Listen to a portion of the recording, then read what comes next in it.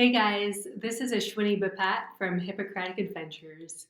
I'm a palliative care doc and I trained in the US, but now I live in Portugal. So, for those that are new, welcome to the Hippocratic Adventures community. And today we're going to try something different. I'm calling it Q&A Wednesdays because this is where I'm going to answer questions submitted by physicians in our community. And today we're going to be talking about Spain. So before we get started, if you haven't already, make sure to sign up for our weekly newsletter. This goes out every Wednesday, and this is where we offer tips, strategies, job opportunities, basically everything related to practicing medicine abroad. So if you haven't already, sign up. It's hippocraticadventures.com/subscribe. You do not want to miss out. All right, let's get to it. So today we have a question from Nicole. She's a pediatrician and she asks, can a US board certified physician work abroad in Spain? And what are the steps? So yes, a board certified physician can work in Spain. You just have to get licensed. So I'm going to walk you through the 5 steps to getting licensed in Spain. Step 1, learn Spanish. All of the communication, whether it's with patients or colleagues or consultants in the hospital, all of that communication is done in Spanish. So you're definitely going to want to brush up on either your high school Spanish, your college Spanish, or you're going to want to learn Spanish from scratch. And most people will have to take a Spanish language exam to prove that you're fluent enough to practice medicine in Spain. Step 2, get your medical school training recognized. This is something that you can do in parallel as you learn Spanish. And the documentation you're going to want to get together include your medical school diploma, your medical school transcript, and your medical school course syllabus. All of this you can get from usually the registrar's office at the medical school that you went to. And usually they're pretty good about having all of this available. They may have to dig a little bit for the course syllabus in particular.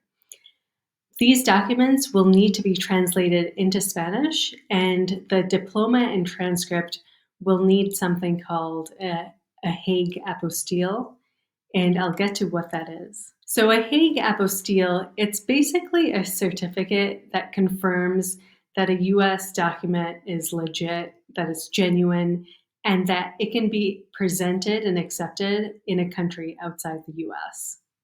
Step 3, get your residency and fellowship training recognized. Now, this is going to be a lengthier process and it requires a little bit more time and more resources and a little bit more digging. You'll need to gather the following documents listed here, including your residency or fellowship diploma, your rotation schedule, your American state medical license, your board certification, a letter of good standing. This is something you can usually get from your state medical board, and then your most recent CV. These documents do need to be translated into Spanish, notarized, and then the licenses and diplomas will need a Hague apostille. Once you've collected all of these documents, which it does take time, I'm gonna emphasize this. It does take time to get all of this documentation together. If you can imagine, getting your residency or fellowship rotation schedule may be a little tricky depending on how long ago you were in training. So some of this does take time and coordination with your residency program. And so I would probably give yourself a handful of months, maybe 3 to 6 months, to get the documentation actually together and then to actually get it translated and notarized. So I would give yourself a handful of months to get this documentation together. And once you do, you're going to submit it to the Ministerio de Sanidad, the Ministry of Health, for review. And look, this process is slow. It can take a couple years. That said, the process will be faster if you trained in an EU country. And I've heard that they are trying to expedite the recognition of non-EU medical specialties in training. So hopefully in the coming years, that timeline will improve. Once all the documents have been checked, there's a medical committee that's going to meet, and they're going to decide on one of three possible outcomes. One of the outcomes is that your residency or training is not recognized, and I really hope this doesn't happen to you because that would be incredibly frustrating. The second possible outcome is that your training will be recognized after passing a test and a mandatory internship. And then the third possible outcome is that your training will be recognized after completing a mandatory observership, usually between 3 to 9 months. And in general, these observerships, internships, when they're done under supervision, it tends to be a really great opportunity to learn about the local medical system. Step 5, do a happy dance, because now you can finally register with the local Colegio de Médicos. So each province in Spain has their own Colegio de Médicos, so you'll want to register in the province where you want to work. And look, this is a lot. Everything from learning Spanish to getting all your documentation from your medical school, your residency, your fellowship. It can take a lot of time, and it can definitely be frustrating at times.